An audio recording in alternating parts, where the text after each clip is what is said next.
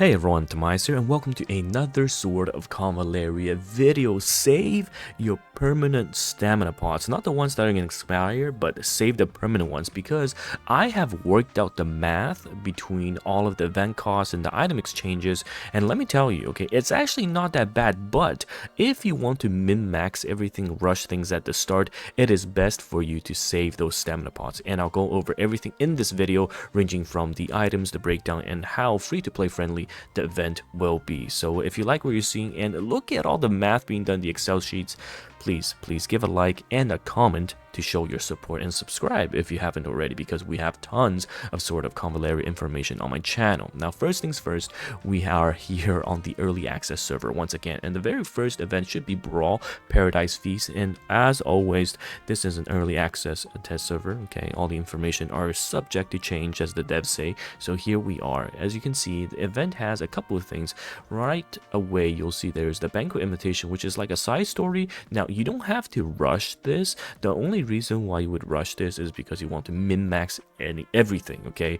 And you maybe get a day or two worth of advantage in terms of content pushing, but it's completely okay not to rush things through. And throughout the event, there's also the event quest that gives you a lot of these currency, and this vitality cake is going to be what's extremely important, okay? And there are achievements as well for you to get even more event currency. Now, in the exchange bar, and this is the best part about the event, look at all of these freebies. Of course, everyone's going to be looking at the secret fate, but remember, all of these acts, the battle acts at least, and some of these other ones will give you currencies, okay? So it's not just the 4 bowls you see here, but also the gems, or whatever the premium currency is called, for you to essentially save up. You can see there's the legendary trinket, legendary weapons, and one commenter pointed out in the store section, my god, 200,000 radiant powder. So like I've said in the Excel sheet I have provided, here's the stock and the cost. I've got the screenshots, and of course I've highlighted some of the good ones for you to purchase. And look at this, radiant powder, 200,000 of them is going to be very, very important. And the total, which is the total cost in comparison to the event currency, okay? So back to the in-store shop. Now, it is very, very possible for free-to-play players to clear this entire event without breaking a sweat, okay? As in, you don't have to dump hundreds or thousands of your stamina into it, and just use the daily stamina refills. That's right, that's the cool part about this, because after you clear, I believe Act 4, I forget which one, but there's going to be an Elysium Training part that you can access. Now, with this, it's basically repeatable events that you probably be sweeping most of the time, but the sweep cost is going to be very, very high. You have to have 5 units at level 50. However, okay, even with level 35 or 40 characters, you can complete the Elysium Training level 4s, level 5s, and the difference between rewards is not going to be that massive. So at least you can see here 800 at the max level, but if you go to level 4, level 3, it's 680 and 720. Now, this is with basically the extra rewards. So every day, 2 times per day, you get double the reward. So at level 6 right here, base level is 400, and the extra reward is 800, I believe. Okay, I'll double check if that's not the case, because this actually takes a long time. If that's not the case, I'll go back and change that on my spreadsheet. But this is very important that you do get the extra rewards twice per day, because that's going to be a lot of your income. Okay, and once you go into the story, or the stage rather, you can see that you will be able to use characters that give you bonus drops. So we'll just let this load if it ever loads. Oh my goodness. I'll switch back. As you can see, once you use these extra characters, you'll get, look on, oh, why is this, there we go. You get to see 1840 is what I got, because if you go to the in-game interface, by using, for example, Gloria, you get plus 50%. So Gloria, Ida are the rate up characters, okay? And then you use, for example, the other ones.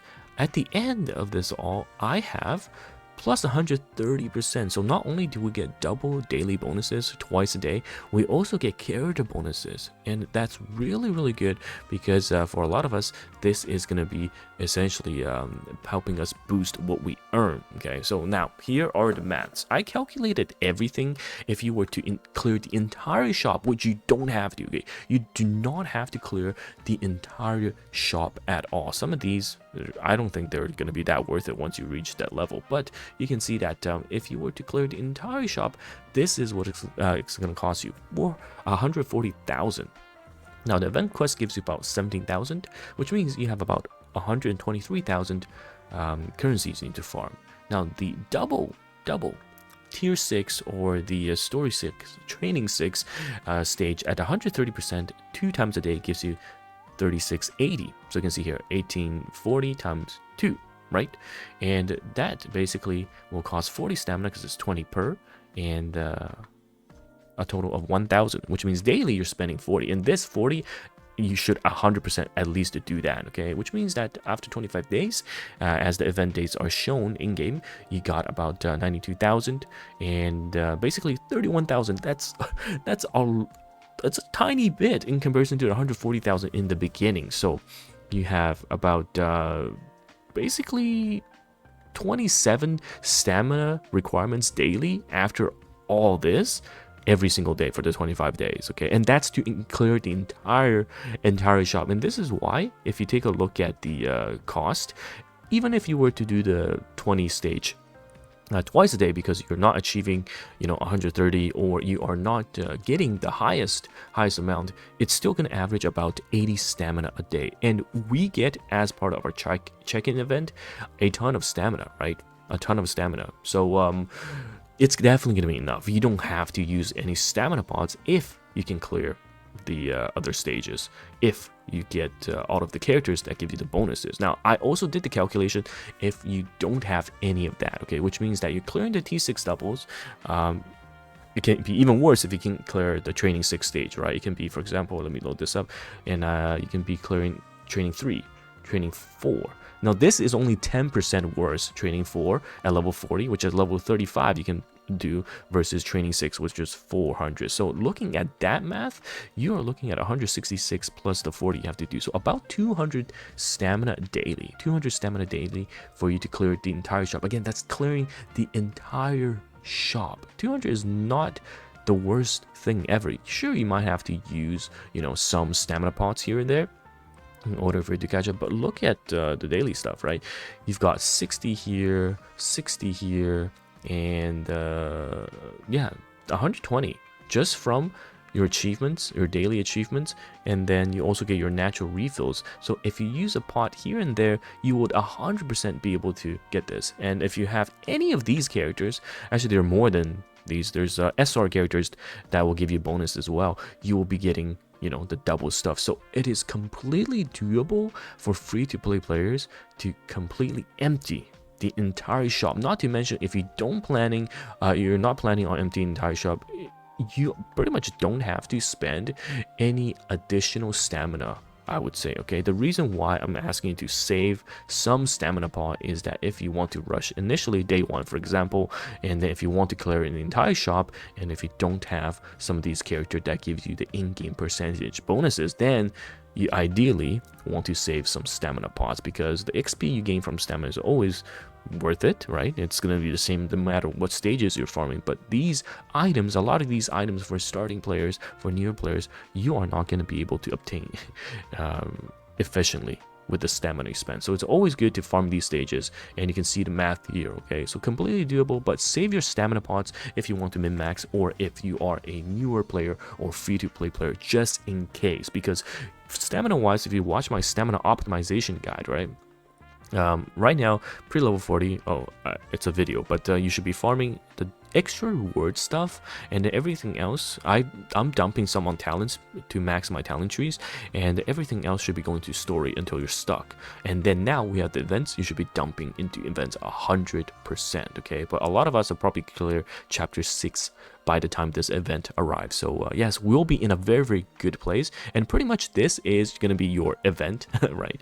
So this will take over in terms of the stamina usage. So yes, we are doing pretty well, and for free-to-play players, or even, you know, early players, just save a couple of stamina pots if you want to empty the shop. But for most of us who have been re-rolling or playing at the beginning, we are completely good with the stamina usage, so you'll be fine. Okay, again, all of these maths I will check again once the official event releases, and I'll do a guide on that as well, so you understand what you should be aiming for. But so far things look good. Things look very, very good in terms of the stamina cost, stamina usage. So yeah, let me know your thoughts, and thank you guys for watching. And it's TimaeuSS here, and I'll see you in the next one. Oh, if you watched this far, I really appreciate it. And Ida's Shuju poll as well as character guides will be coming up once her banner is announced. Okay, so stay tuned for that. But yes, thank you, and I'll see you guys in the next one. Goodbye now.